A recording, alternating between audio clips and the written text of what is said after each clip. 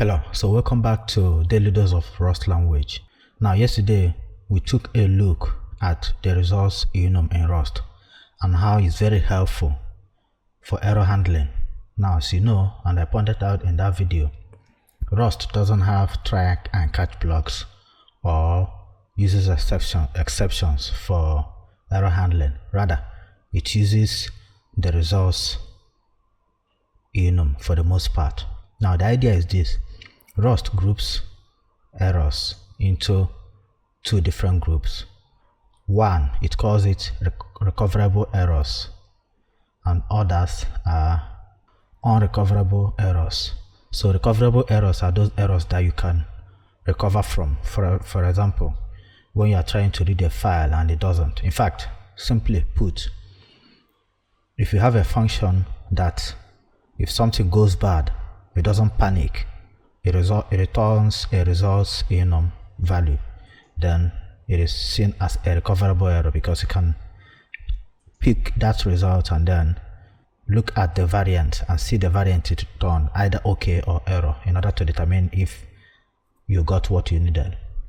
However, the unrecoverable errors are those errors that will cause your code to panic. Now, and it's very simple. If you look here, all we need to do is to call panic, the panic macro, and then we can say now a button, and then we can say error here.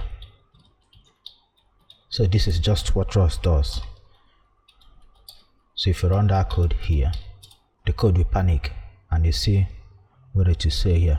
It's compiling and it is finished and it is running the code, but on the main thread the code panicked and then it will give us the message I just typed in here when it panicked, and then it will give you the line of where the code panicked, which is very, very important. Now you also have what is called backtrace, what you might call stack tracing in other languages, where you get to see what happened here. So what called what and what called what and what called what till the error occurred. And you can see, in fact, Rust is giving us a hint here where it says note run with Rust backtrace equal to 1. Set it to anything other than 0 as the environmental variable, and then it will display the backtrace. In fact, we can do that here. Okay, we can just say Rust backtrace. We set it to 1 and then pass it as an environmental variable when we run the cargo run. Now, if you come from other languages, you should have some idea of what environmental variables are. So that's exactly what we are doing here. There's a value called Rust backtrace that if we set it to 1, if our code panics, Rust can give us a backtrace to give us more idea of what happened. In fact, you can see the difference once I've run that code. Now, you see that here when we ran the code, Rust just gave us 2 lines of idea of what happened and gave us the line of the code where the error code, but here it's giving us a lot more. Okay, and you can say stack backtrace. So like I said, what called what and what called what till when, and you can see when Rust has unwinded what happened. Okay, from here and maybe somewhere it got to here, to this file panic.rs, and then it also got to this line 65 and then to line 575. Okay, so this is where, for example, these messages you are seeing must have been printed in this file on line this. Okay, so now that you have the idea, now you can imagine what will happen when you run this code. The code panicked and the code stopped. In some cases you might not want like this. For example, if you have a function that adds 2 numbers, a function that you called add, that will accept 2 numbers, i32, and then returns the value.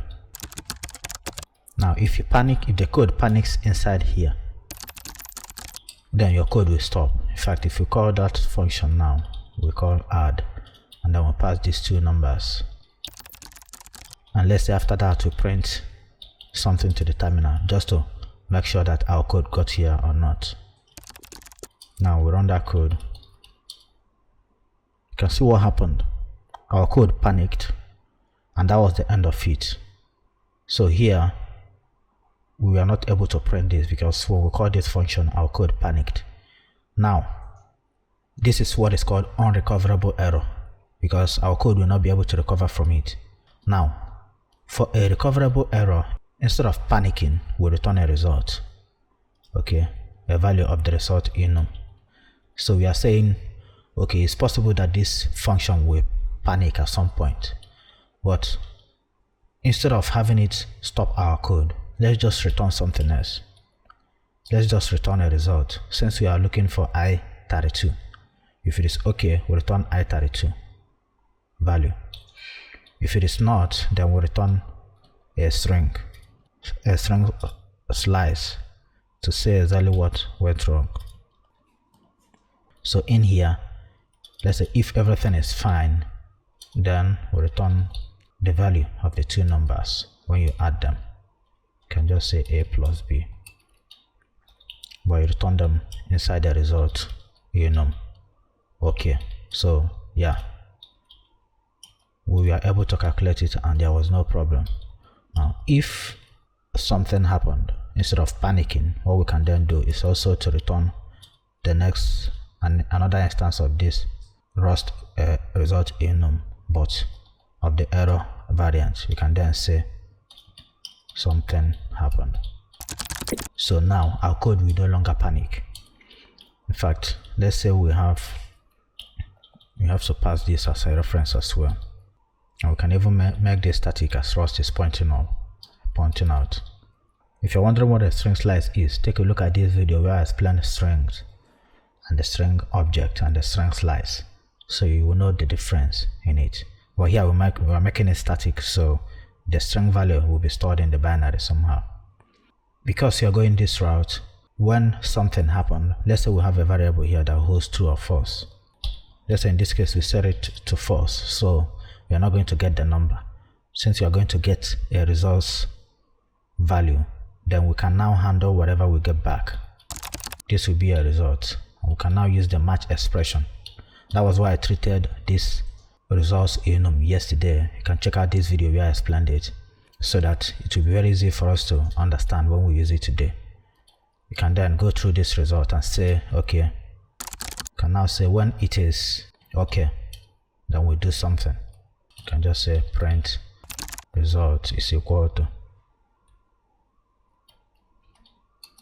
and we collect the result from here. You collect the value from here, then print it here. Now if there is an error, we take a look at we get that error message inside this variant, and then maybe print something to the terminal, do whatever we want to do at that point. Okay, now, oh sorry, let's use the value we declared here. If we run that code again, we get error, something happened. So even though an error occurred here, our code continued and we were able to see what we printed here, which is after add, which you can see here. So our code no longer have to panic and the code will stop. So this is the two ways Rust handles errors. It's either you panic and break the code, or you return a value of the results enum, which whoever is using it can now match through to be able to recover even if an error occurs. Now, as a side note, in fact, in reality, it is possible that for some reasons you could return different error type here. Now, it is possible that for some reasons you could want to return different kinds of errors. Okay, let's say in this function that you are adding, for some reason the user passed in strings and you are not able to add them, or maybe because they passed in a very large integer, you want to return a different error. It's also very easy. All you have to do is to create a new enum that you could call add error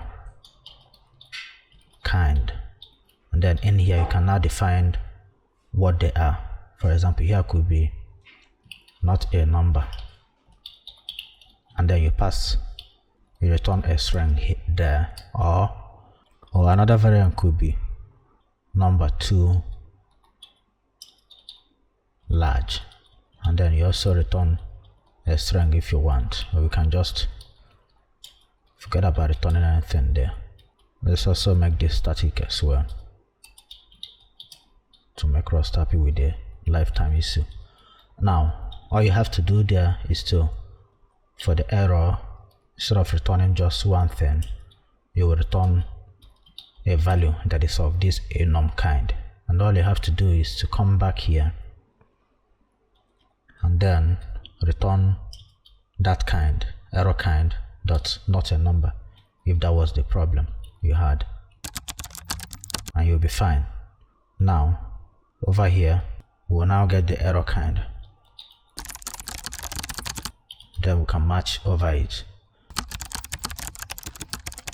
So here you have add error kind. You can check when it is not a number, and then you get the message which you can print in here, or when number is too large, number too large,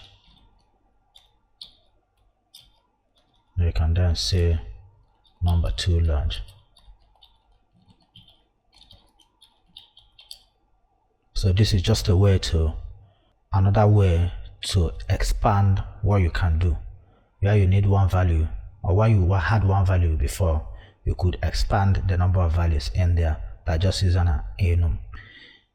So it's like when we treated the vector data type in Rust. You can check that video out here. We explained that the vector can accept just one type of value, right? But if you need more types of value, you can just create an enum and then define those type of values inside.